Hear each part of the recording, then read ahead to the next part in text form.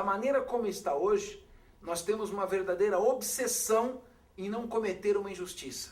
Essa obsessão nos faz com que o processo seja demorado, que a defesa tenha inúmeros recursos e que responda em liberdade. E acaba levando justamente no significado exatamente o contrário.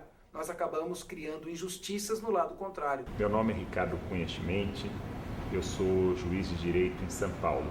Ante a carência de recursos humanos e de recursos financeiros para a contratação de mais pessoas, ainda nos deparamos com juízes que atuam cumulativamente em área de família, criminal, civil e questões de pequeno potencial ofensivo, simultaneamente. No final do dia, depois de julgar 16, 18, 20 casos mais graves, ela pode ver aquela agressão como algo menor.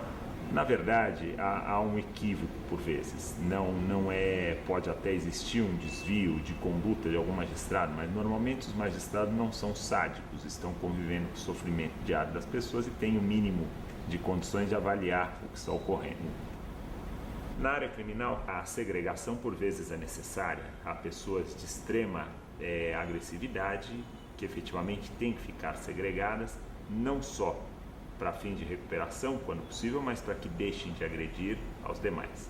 No mundo é curioso porque a pena de prisão surgiu de uma maneira peculiaríssima. A pena de prisão é uma pena que vigorava de forma abundante, era a pena de morte. Para tudo previam pena de morte. A expressão antiga era morra por elo. Então, fazer macumba na esquina na sexta-feira, morra por ela. Comer na igreja durante o jejum, morra por ela. Trair o marido, morra por ela. Ser fidalgo, ter por amante pessoa do povo, morra por ela, tudo morra por ela. E a morte era tão usada que havia 3 categorias de morte. Havia a morte simples, a morte cruel e a morte atroz. A morte simples é quando você simplesmente matava de uma vez só. A forca, por exemplo, era uma morte simples. A morte cruel é quando você fazia o sujeito morrer aos pouquinhos, vagarosamente, através do fogo. Era a lapidação através do apedrejamento, era a cruz. A certa altura, se criou uma 4ª hipótese de morte no direito, que foi a morte civil.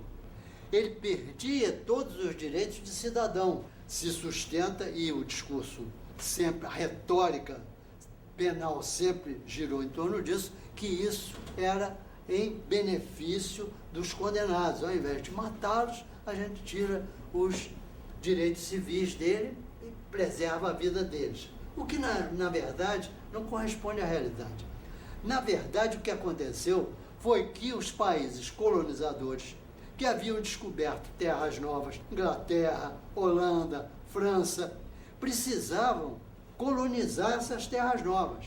E, obviamente, ninguém queria vir lá da Inglaterra ou de Portugal para os Estados Unidos ou de Portugal vir para a África ou para o Brasil para colonizar coisa nenhuma.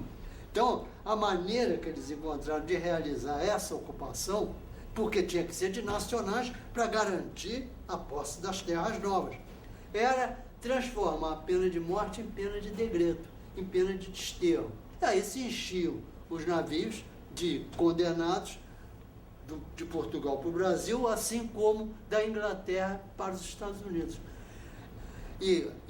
O Brasil era tão ruim que havia a determinação que o sujeito, primeiro, se numa primeira condenação, era degredado para a África. Se ele fugisse do degredo, voltasse para Portugal, agora então vai ser degradado para o Brasil. O Brasil era a última categoria de lugar para o sujeito habitar. Então o governo passou a fazer o quê?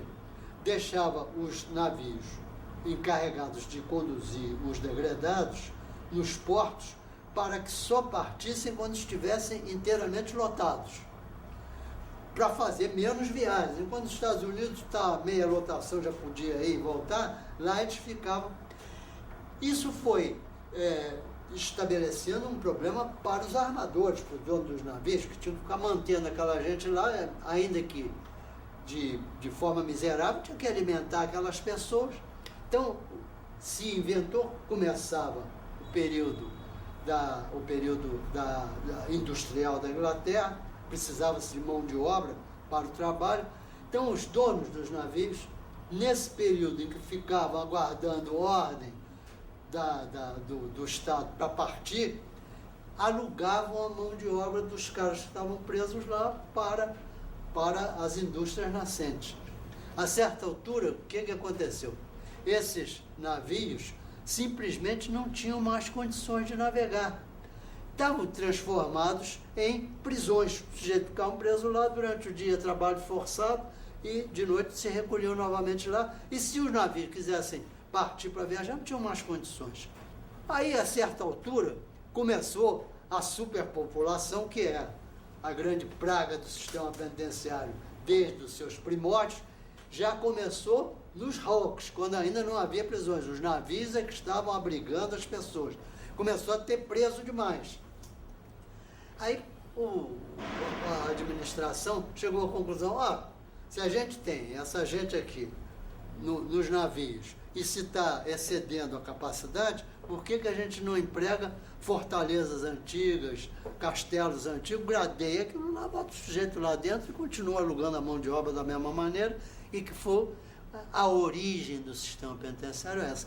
É óbvio que há experiências anteriores muito ligadas à igreja, quer dizer, porque as penas nas igrejas, os monges que haviam cometido delitos eram isolados em cubículos, etc. Então, na Holanda houve algumas experiências dessa natureza ligadas um pouco a essa fórmula empregada lá pela igreja. Mas, na verdade, o sistema só se desenvolveu efetivamente a partir da experiência inglesa.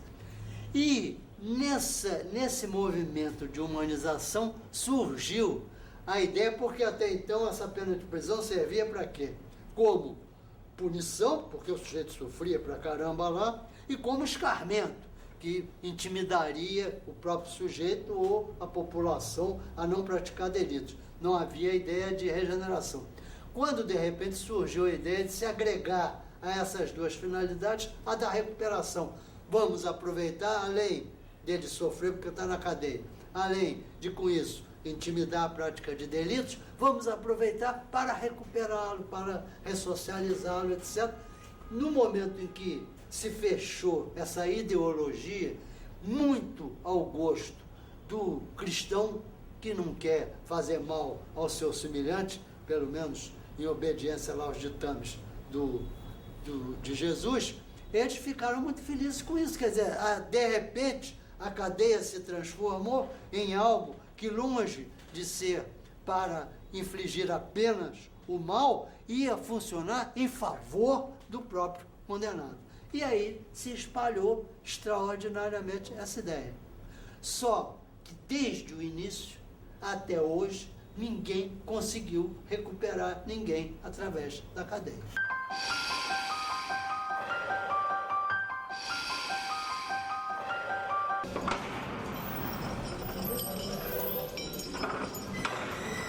Tem 2 minutos, hein, Lô?